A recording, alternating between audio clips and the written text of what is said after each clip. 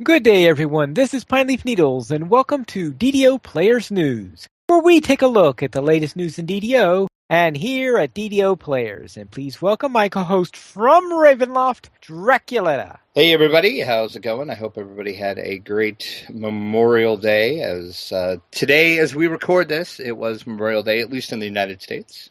And in the UK, it was a bank holiday, which is pretty much the same thing, I guess. Yeah, that's what you had said before the show. So yeah. Very well, let's go into our news for this week. And our first bit of news is that we have a new producer's letter. And what does our executive producer say this time? Well, Sutherland had quite a bit to say in his new letter, so let's dive into it. He starts off by saying, "We've made some excellent strides to reduce lag and improve stability, and we are continuing to work towards these goals. One of the larger projects that we are working on is a transfer of our game servers and other hardware to a new data center. The new facility will provide both Dungeons & Dragons Online and our friends over at the Lord of the Rings Online with more stability, greater CPU power, and better networking capabilities. This will complement our ongoing efforts to reduce lag. It's a big project, and as the year progresses, we will be working towards a date when we will migrate to the new data center."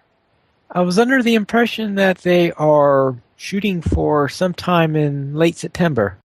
This is kind of interesting because this is the first time, and correct me if I'm wrong here, and I kind of went back on the forums and I looked, and I didn't see anything on it. This is the first time that we've heard about this on the DDO side. I know Lotro has been, their executive producer has been talking about it quite a lot in their forums. And they're even going to merge some servers and stuff over on that side as well. So it was kind of interesting that we actually got this news, like I said, for the first time, I think, on DDO. So my guess is that they might not have decided whether they're going to do it all together or if they're going to do it in stages. Do Lotro first, see that everything's stable, then bring over DDO. That's another possibility. I would think, being in IT as I am, I would say that would be the way to do it. It would be less of a headache that way too, probably. I realize that the two games are separate, but the networking infrastructure would technically be the same for both games. So, like you said, I think maybe Lotro is going to be like the, we'll say, quote-unquote, guinea pig for the project. And see how that goes, and then and if I am also correct, I think on the Lotro side, they did say that the new data center is in New Jersey. Yes, it's in New Jersey for the U.S. servers, and they're also having some in Amsterdam for the European servers. So it'll be interesting to see what happens with that, and if it will reduce lag. Because I haven't had much lag. I can say I have had some, but not as bad as what I'm reading from other players, thankfully. I don't know if it's maybe because we just play on Canis and it's less laggy than other servers, but I know some people are really having problems with lag. It could be geography also. I don't know if there are any patterns in the people who are complaining the most about it. That's true. So we'll see what goes on with this, but definitely a new move to a data center should help with that. Also, in the producer's letter, Sutherland says, Update 26 is coming in June. It will focus mainly on the new class, the Warlock. Warlocks make pacts with powerful otherworldly patrons and channel the Eldritch power into powerful blast and arcane spells. The Warlock can choose to pack with friends, Archfey, or even the Great Old One. The Warlock will... Would that be fiends instead of friends? That would be fiends. I'm sorry, I said friends. Though I'm sure the fiends are their friends, though, so it's okay. The Warlock will also have 3 enhancement trees, the Tainted Scholar, the Soul Eater, and the Enlightened Spirit, which we talked about quite extensively in our last episode. So if you kind of want to hear more about the Warlock, you can listen to that. And also I have been looking at the forums, and they haven't really had any new information out. But players are really giving their feedback and some opinions on the Warlock already, even though, we haven't seen them on Lamania yet. So if you want a fun, interesting read, go to the forums and read the Warlock threads. Oh, fun. By the way, how close do you think they are coming to Lamont? It has to be pretty soon because they said that the update is coming in June, and that's next week. Yeah, I would think probably, I'm going to guess this week, Lamani will be up with the Warlock. If we're even going to see it before it hits live, I would think we would see it before it hits live. Oh, we've got to see it before Yeah. it hits live. I mean, people are going to have their opinions on it, or going to tinker with it, and tell why it's either a good class or an overpowered class or a broken class or whatever they're going to complain about. So, yeah, but I'm going to guess we'll probably see Lamania next week. Probably Thursday or Friday would be what I'm going to say. Because from the looks of the forums, they've got a pretty far grasp on them, and it looks like they're pretty much implemented, at least for the first build of them. It sounds like now it's just they're just doing a little tweaking, and mainly I know the Players Council is looking at them right now, and I assume they're playing with them as well. I would think so. Yeah. And so I think everybody should be able to see them. I'm gonna, like I said, this next weekend. I think we'll see them on the Mania. All right, and according to this, you believe it's going to be a blast to play. And that pun, yes, was intended. Update 27 will also follow in July, so they are wasting no time with the updates. We do have a little hint of what's to come in 27. It includes an all-new adventure pack that returns us to Shabaroth, showcasing the Archon side of its endless war. With the help of the Gatekeepers, they have gathered enough mysterious remnants to continue their research. They've tracked the remnants back to Shabaroth, the plane of battle. You need to travel there to recruit the help of the Archons, raveling this mystery. The Archons, however, will only aid those who are worthy. And you find yourself embroiled not only in their test, but also in their internal struggle with the devils and the demons. This adventure pack will include 3 new dungeons and a new raid. And as usual, it will be free to VIP. Now, since this is concerning mysterious remnants, I would presume then that the level is going to be reasonably only a couple of levels above that of the temple. Otherwise, it'd be a long gap between the story of the mysterious remnants. I would say, I'm trying to think of where the other Shabaroth content starts, and I want to say it starts at, for some reason, I want to say 13-ish is where that starts. Well, so much for that hypothesis. So, yeah. I want to say for some reason, because I know when I hit 13, I think I saw some of that content opened up for me, so for some reason that's sticking in my head.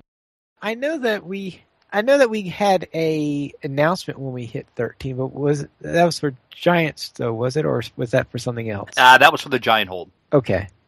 And as I said in the little article I put up on the site, this kind of makes sense to me, as of course we know the new storyline for Paper Dungeons and Dragons, of course, is the Rage of Demons. So this makes sense why they're kind of going back to their Devil and Demon storyline in game 2.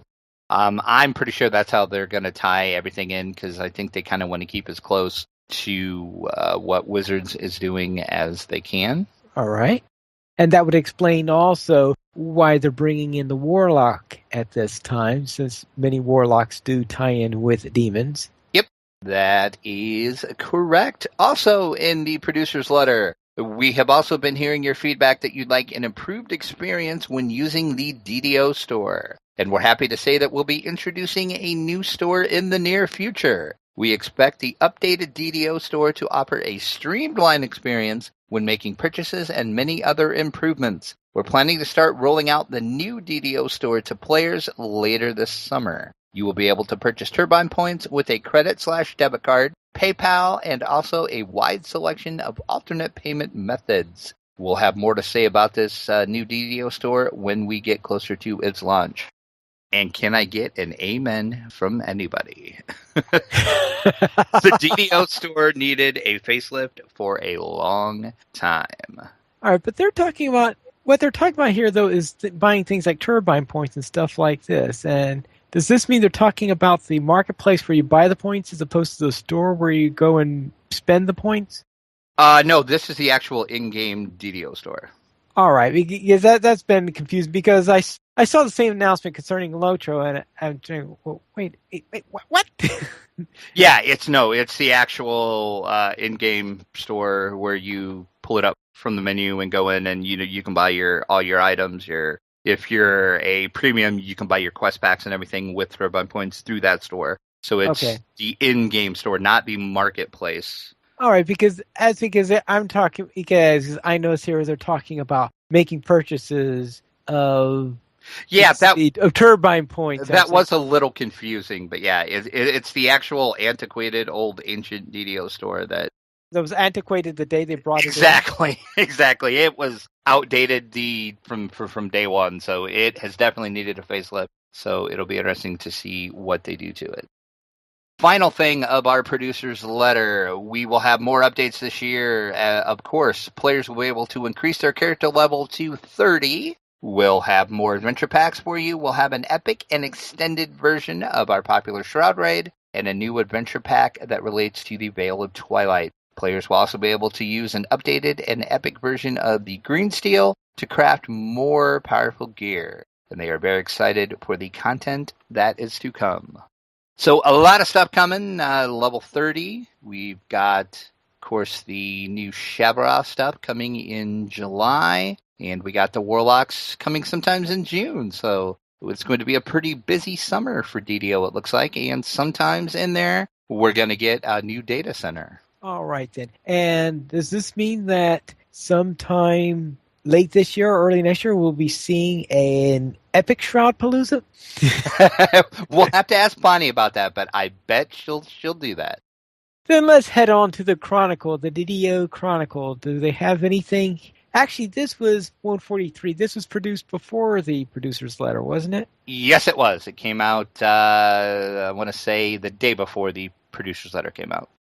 In the Community Spotlight section of the Chronicle this week, the Damsels of DDO take their wolf pack, which, for those of you that are saying, what are their wolf pack? I'm confused. That is their higher level characters, basically. They have higher level characters. They have their wolf pack, which is their higher level characters, and then they have their twinked characters, which is their lower people, which they rolled from level 1 using dice to determine everything. So they were on their higher level characters this time, and they went into the Orchard to do some epic stuff in the Orchard. So click over and watch that video. I actually haven't watched it yet, but I need to do that. For some reason, I just didn't take time to watch it. I usually always try to watch the damsel stuff.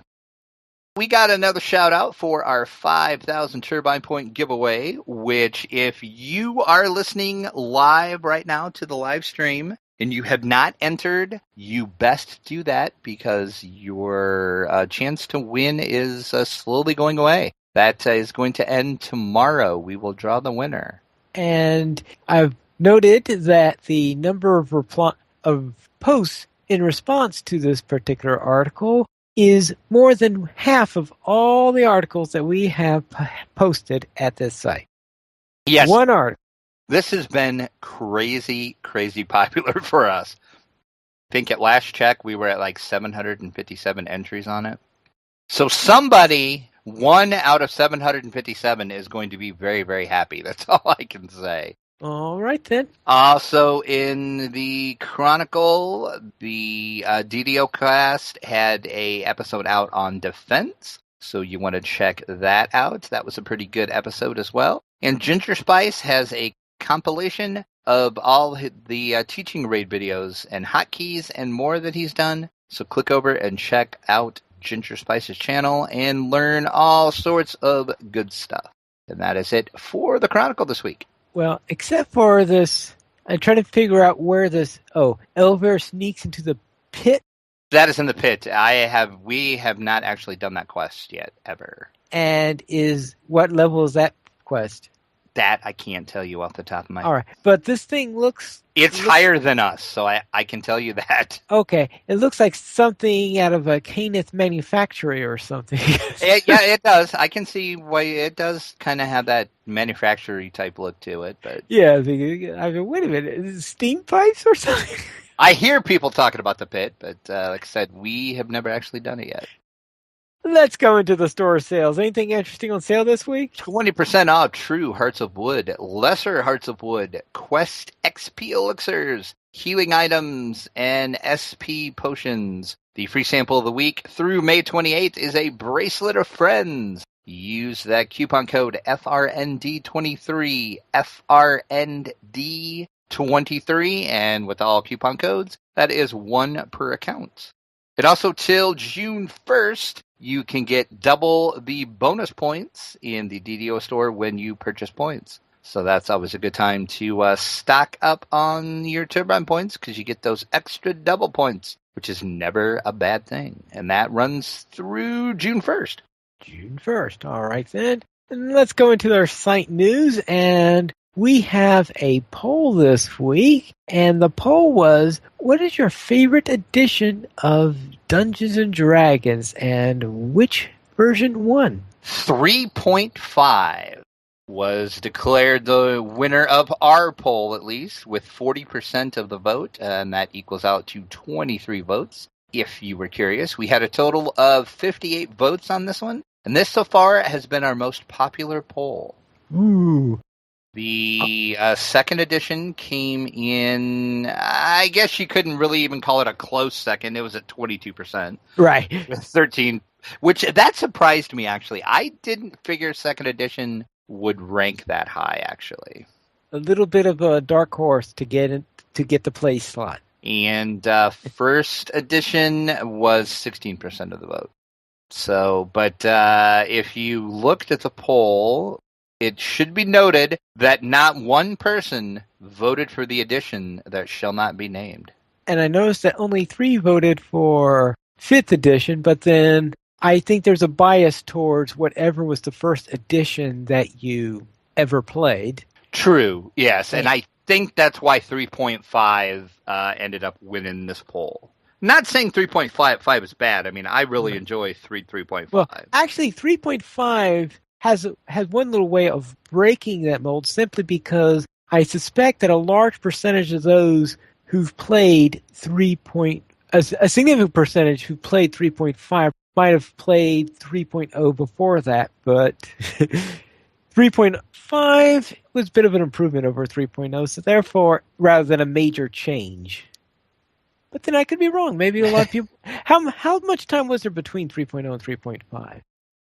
I cannot remember, actually, how much was in between them. I want to say it seems like it was only maybe a year or less. There wasn't a lot. Well, I was wondering whether it was 1 or 2. Let's see.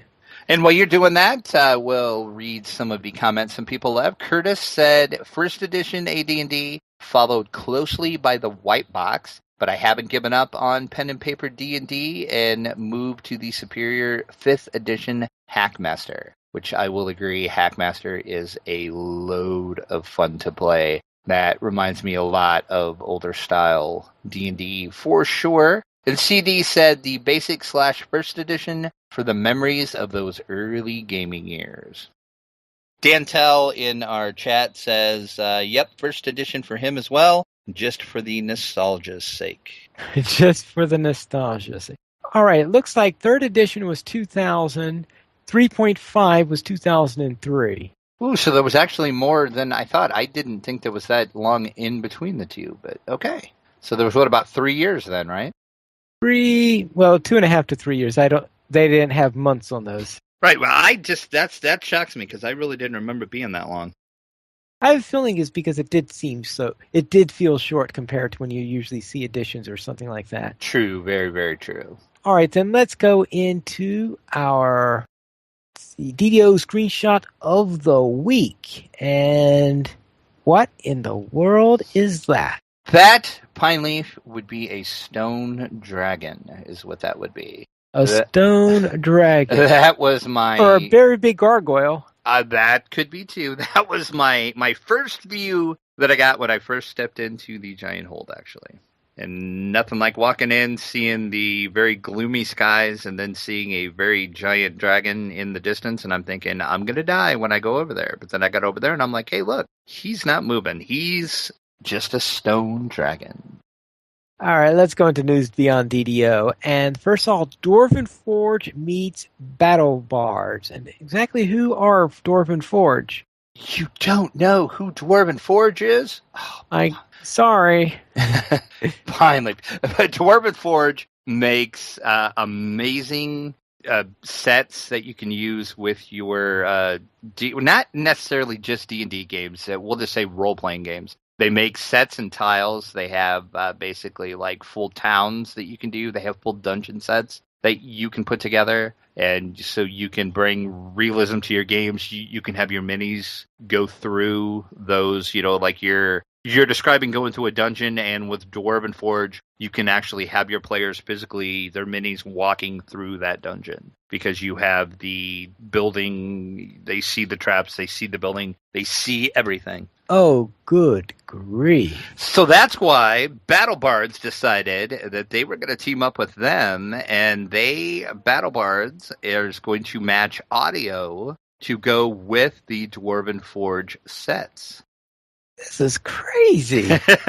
I cannot believe you have never seen Dwarven Forge before. Oh, it's amazing. It looks like it's going to cost quite a bit. Yeah, Dwarven. I can't see stuff like this being cheap. Dwarven Forge is not cheap, but it's good stuff. I didn't though. think so. Yeah, it's good stuff. It does not look cheap. I've seen a couple years ago at Gen Con, they had one whole room of Dwarven Forge stuff, and it was just amazing to walk in that room and see people playing in that, because it was like a whole huge room, just a dungeon that took up almost the whole room.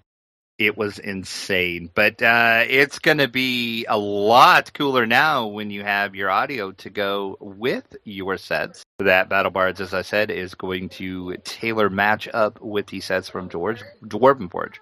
Right, and also we have new information gleaned from the Sword Coast Legends Dungeon Master tool. Yes, there was an interview that was over on a site that I had never heard of, actually, called Gamer Ranks.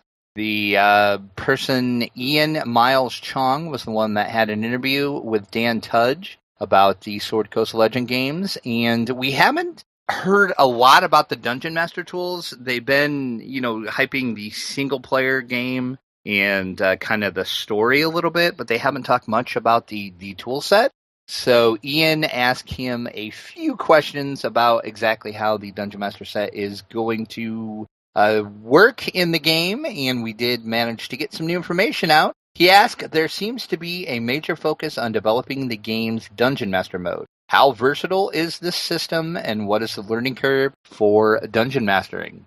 Dan Tudge went on to say, from its initial inception, we wanted DMing in Sword Coast Legends to have a low barrier to entry while still remaining robust. DMs will be able to create fun and challenging experiences for their party within a few minutes. However, if the player does want to spend hours crafting a massive campaign, they can do that as well. All right. My question for you is, since I'm not as familiar with the realms as you are, is how much of the realms is the Sword Coast? Because of all the names I've ever heard of from the Forgotten Realms, except for the ones involved with the Underdark, seem to be on this map of the Sword Coast. Yeah, the Sword Coast is a lot of the actual realms, and if you look at the map that I did put in that article, you are going to notice a lot of these places. Right. And if you've ever played any of the Baldur's Gate games, they are set a lot in here because Baldur's Gate is right on the Sea of Swords, of course. Right. I see Baldur's Gate there. I see Waterdeep, Neverwinter, Icewind Dale, and Red Larch. Yeah, so if you have ever played any of the computer games for D&D, you have played in the Sword Coast before. You have been in all the cities up and down that Sea of Swords. We haven't in DDO, of course, because we're basically not over that way as of yet. Who knows if they're ever going to go that way? Where is DDO? We're in Eberron, basically. No. I meant the Forgotten Realms part. I'm totally confused at what you're asking. Well, because in DDO, there's a section that's in the Forgotten Realms. Oh, okay. I see what you're saying. Menace of the Underdark is basically taking place in Cormyr, and Cormyr is just south of the Sword Coast, which you can see on the map there in that article. The Shadowfell conspiracy is basically taking place around Wayloon and the Evening Star and the Stormhorn Mountains, which of course is in Cormyr as well. So everything basically is south of that map that you see in the article. All right, then.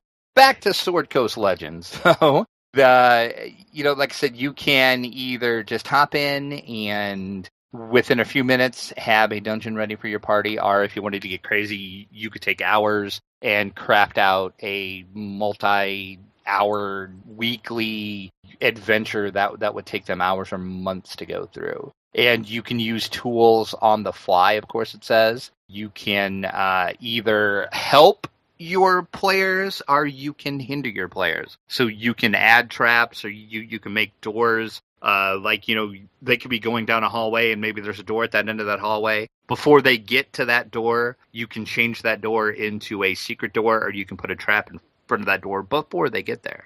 So it's totally up to you on what kind of DM you want to be. Do you want to help or into your party? You have pretty much all the tools you can think of that you would have in a pen and paper game. You will have available to you in Sword Coast Legends to use on the fly as your players are playing through your dungeon. All right. Very well, then. And let's get into what we did this week. What did you do? Well, I took my level 13 rogue and went into the Temple of Elemental Evil. I was in there on heroic hard, trying to get that stupid dagger to drop, which, of course, still no weapon drops. I'm getting plenty of mushrooms, but no named dagger drop. I did actually finish part 1 completely. Went clear to the end, killed the boss, did all that, actually finished the temple, part 1 at least. I'm just really getting disappointed at the drop rate for those named weapons.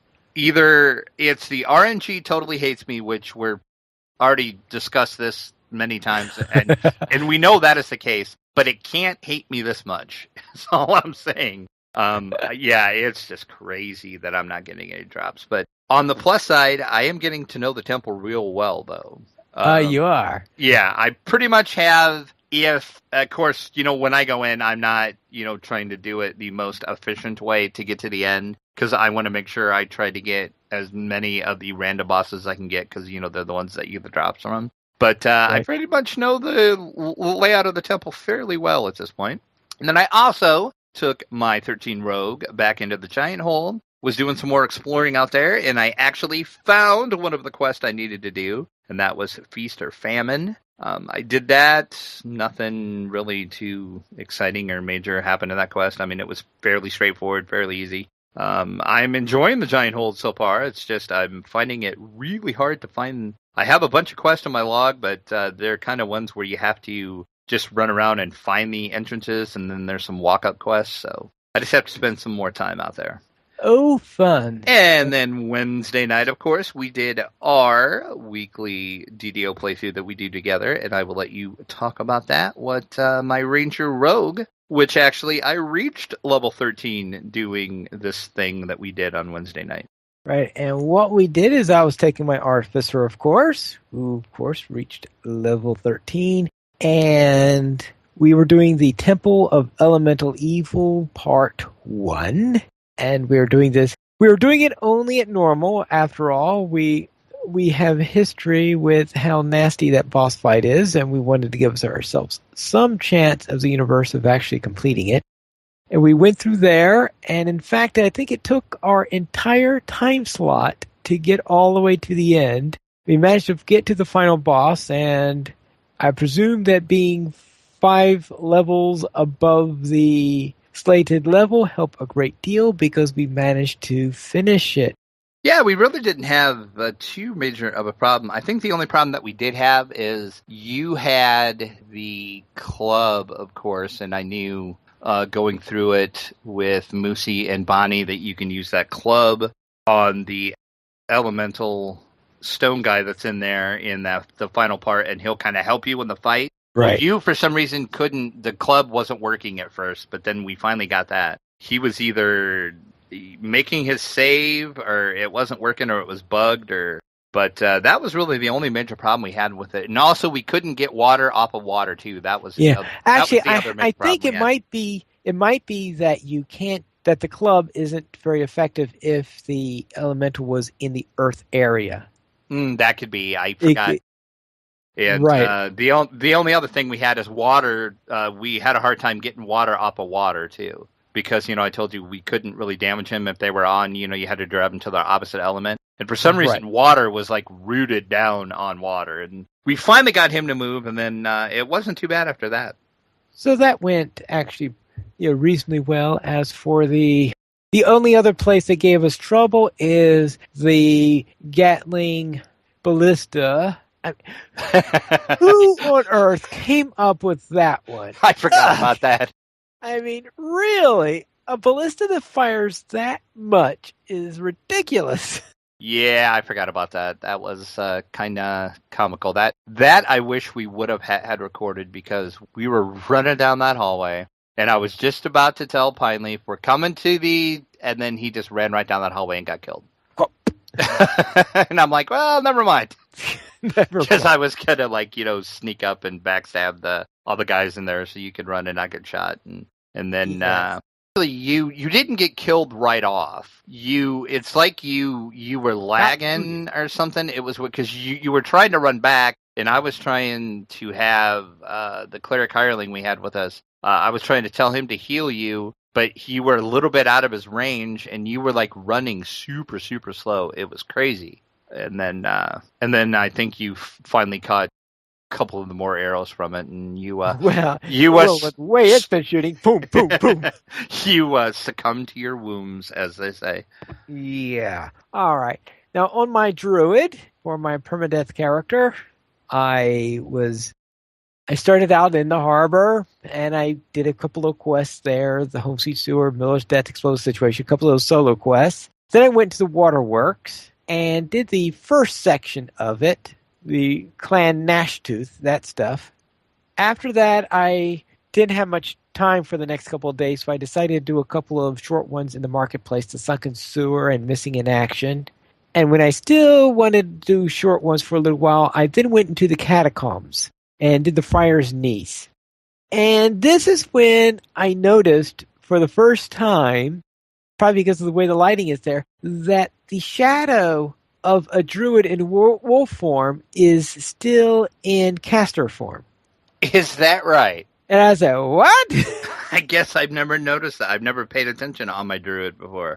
So I would have to take a closer look to see if that's consistent or if that's only inside the catacombs or something weird like that. But I was a bit surprised to say, wait a minute, why do I see a halfling casting spells as a shadow? It could be, maybe it's only when you're casting spells or something like that. I'd taken, but that was a bit of a surprise when I saw that. I was then running the Seal of Chanticleer and the Sharn Syndicate. I sort of bounced back and forth between that. I started out with doing the Sacred Helm. Then I went and did the Sharn Syndicate and did a few of those. Did the Stand Your Ground, which gave me a lot of trouble. And the same thing happened to me, which happened with my Cleric, where the brother got killed and the main person you're supposed to save was living on a shoestring when we finished up on there. So it was like a real close one, but I barely made it through there. Dirty Laundry, Storm Reaper Fresco. Then I finished up the Seal of Chanticleer and ran that all the way through. Then did Bookbinders and Repossession. And when I did Repossession, that's when I reached 100 favor. So that was a nice milestone to meet. And that is also when I was in there in the room where you had all those artifacts, we had to decide which one to pick. I apparently was too low didn't have any attributes high enough in order to get a good clue as to which one it was. So in the end, I just decided, I'll just take every single one and have the cleric heal me in between. So I go, take one, boom, set off trap, cleric heal me, we'll go to the next one, boom, take it, next one. Well, at least you actually survived the trap, though. I mean, you didn't Yeah, I was surviving the traps. I was left with half health every single time I took one of them. So I took all of them, and that was that. And then fished up with Come Out and Slay, the final one of those. And this time I did something a little bit different than what I normally did. And that is because traditionally, what I do in that one is I would go to Marshpaul and tell him to join my cause. Yeah, that's what I usually do too when I do that one. Well, what I decided to do this time was instead of going for Marshpaul, I instead got the Kobold. Really? Yeah, so I decided let's change it up a little bit by getting somebody to join me instead of Marshpaul. So that was the first time that I ever got somebody else, and that was the Kobold Witch Doctor. Now, in the board game, I was running Adventure 4 in Temple of Elemental Evil, and that was a pretty typical one. Go down to a dungeon, you're going to find the boss room between 8 and 12, the usual, I guess between tiles 9 and 12. So that was a very typical style. I'm just getting near the end, revealed the boss in what I'm doing right now, and that's Beneath the Somber Hills. And in that one, it works very differently because you could activate the boss anywhere from tile number 3 all the way up to tile 11. So anywhere between tile 3 and tile 11, you could activate the boss. So you could technically have your boss come out on tile 3? Yes. Oh, that's insane. Pretty low odds of it happening because you would have to draw 3 air or fire tiles in a row in order to do that.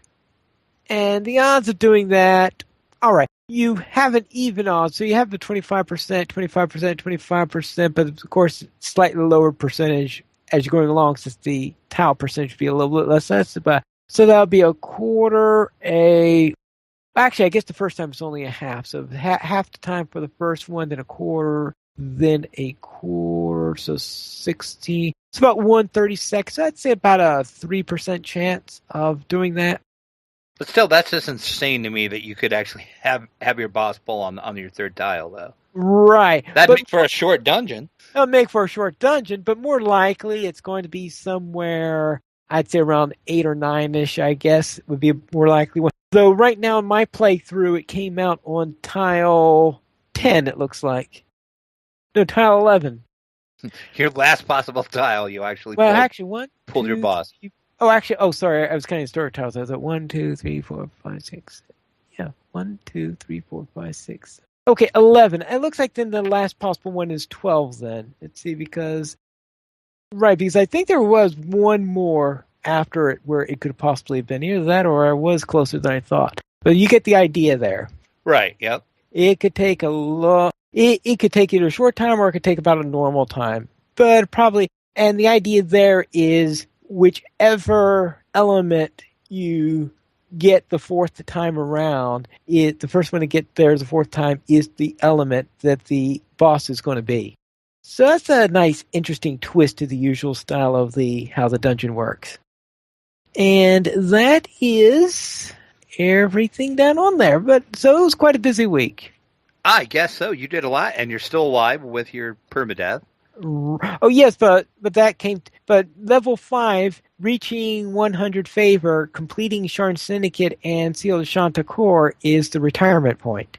Oh, I didn't realize that. Oh yeah, that's the retirement point for each of the characters. And right now, since I've started this, according to what I have here, it looks like that the only one who didn't make it was the Barbarian, who kept on losing the Bookbinder's Rescue, and I decided that he was dead in my eyes, even if he wasn't literally killed. Yeah. But then everybody else did make it. So what's the next class you're going to do? Well, that's going to be the tricky one, because the next one on the list is the Favored Soul, which is a class I don't currently have.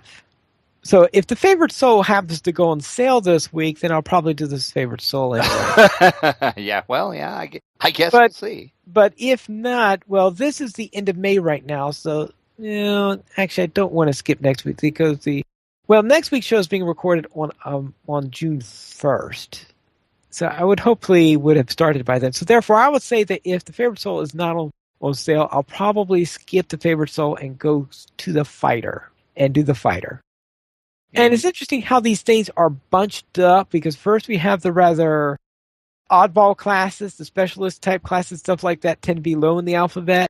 And after the favorite souls, then we have the fighter, the monk, the paladin, and the ranger, who are your melee classes. And then near the end, we have our sorcerer, warlock, and wizard, which are your lighter classes, your casters. So they, despite being in alphabetical order, they also tend to be bunched up together in their styles.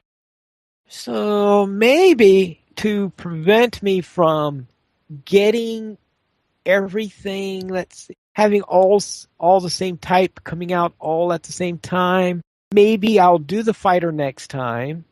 Actually, the druid maybe I'll do the wizard next. Then I'll do the fighter. So that means go to the end of the list and try bouncing back and forth that way. That'll also help to bring the warlock early into it because I would like to try the warlock when that comes out. Mm-hmm. You and me both. Right. So let's go into the donations. If you'd like to help support DDO players, you can go to the donations page where you can support the Players Alliance on Patreon. There you'll find rewards, including a mention on DDO Players News, or even to be able to guest host with us. And as for feedback, we don't have any iTunes reviews, but we do have some featured comments. Karen left a comment on DDO Players News, episode 33. Great Old One equals Cthulhu? Audience with the Queen refers to an epic past life feat that generates random spells. And there you go. There's our answer, because that was on the screenshot of the week. In the Chronicle last week, it was something about the Audience with the Queen. And we were like, what is that? So there we go. All right. And DDO Central left a comment on the new producer's letter released. I hope that the new servers and data centers host will end most of the lag, which would bring back many lapsed DDO players. Hear, hear. I totally agree. Yeah, we certainly want to reduce it as much as possible, and probably depends on what the major source of the lag is. If it's obsolete old equipment, the new data center should help with any lag that is sourced from that problem. If we have lag because the servers are slow in their CPU, which is probably ties in with the old equipment stuff, yeah, that's another reason why. If it's because they're in Boston, then it'll help if or somehow you're closer to New Jersey or something like that. True. It'll be interesting to see what happens with this whole server move. Though I have a feeling that there might be easier to find a path from New Jersey to where you live than it is to find it from Boston, because I think Boston you might have a tighter corridor or something like this. I don't know if that's significant in the internet or not. It actually, to get a little geeky and IT-ish here, it really depends on what backbone they're using. Yeah. And how their backbone pipes go out. So it could be a lot better or it could be a lot worse. And I'm not sure whatever data center they're going to in New Jersey, what the backbone provider is going to be. My guess is it's going to probably be Cogent, which would be one of the biggest ones. And that should be a pretty clear pipe just about to anywhere. All right. Then we can hope that it is a place with a nice clear pipe. We do not have any emails this week, but you could send us one by sending it to podcast@ddoplayers.com. You could also follow us at Twitter, The Players Alliance @Players Ally, DDO Players @DDO Players, Draculetta @Draculetta_72, Pineleaf @Pineleaf Needles. The Players Alliance has 3 live shows every single week. On Mondays at 8:30 p.m. U.S. Eastern Time, we have DDO Players News. On Thursdays at 6:30 p.m. U.S. Eastern Time, we have Guild Wars Players News. And on Saturdays at 8:30 p.m. U.S. Eastern Time, we have Lotro Players News. You could join us for our live shows by going to ddoplayers.com/live. And that is all for tonight. This is Pineleaf Needles reminding you to loot those treasure chests.